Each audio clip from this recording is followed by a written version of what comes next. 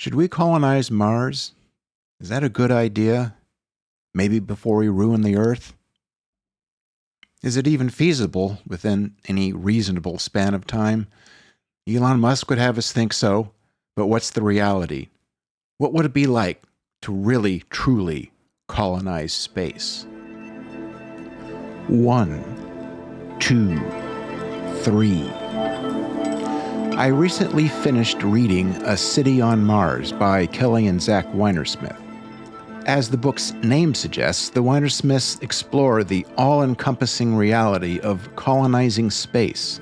And given its implications throughout human history, the Weinersmiths start with a discussion on the advisability of invoking the word colonize. While tech billionaires pronounce their visions of Mars settlements by mid-century, A City on Mars reins in that hubris with sober humility. Elon Musk believes we have failed as a species if we don't spread our seed into the cosmos, at least Mars. He is not alone in such thinking, though he arguably has the most incentive to see its fruition. It's not going to happen. Not in my lifetime, yours, or Elon Musk's. Money can't buy everything. That's not to say it won't or necessarily shouldn't happen at some point in the future, centuries. It doesn't preclude ongoing robotic exploration of the solar system or a handful of astro explorers landing on Mars sometime this century. But colonize with a permanent and semi-autonomous human population? It will take more than a giant rocket to pull that off, and a lot of big rockets. The authors discuss the minimum viable population for a colony to survive long-term on Mars. Of course, nobody knows, and the experts consulted for the book vary widely. For our discussion, let's go with 100,000, noting that Elon suggests we'll have 1 million people on Mars within 30 years of first putting boots on the Martian soil. We must ask ourselves why we think building a colony of that many people on another planet is a good idea. What problem does it solve? Several arguments promote a permanent interplanetary settlement. For the uninitiated, like I was before reading the book, the level of thought, conjecture, and imagination given to how and why we'd want to live on Mars can be surprising. Let's consider two popular narratives. 1, to save humanity. 2, to escape a ruined Earth. But there is no escape.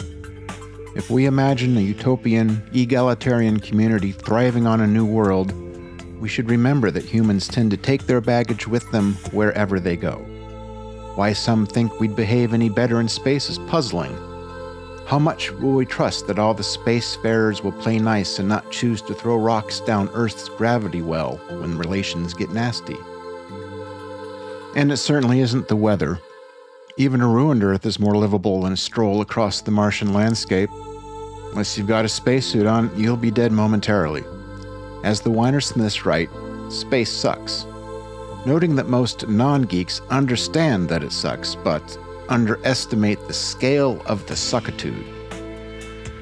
Every human function, from the most intimate to grand social governance, must be rethought to accommodate an immediately deadly environment. It's very likely to go badly. Most of humanity will be left behind on Earth anyway, and that is the point of all this. We're only human. We cannot escape our humanness, our curiosity, intellect, ingenuity, imagination, and drive push us out beyond the confines of Earth. I support the effort to explore and reach for an understanding of the unfathomable. We live or die as a species here on Earth. This planet is our home. If we can't learn to live within the limits of a bountiful Earth without destroying it and each other in the process, then there is little reason to think it will be any better someplace else.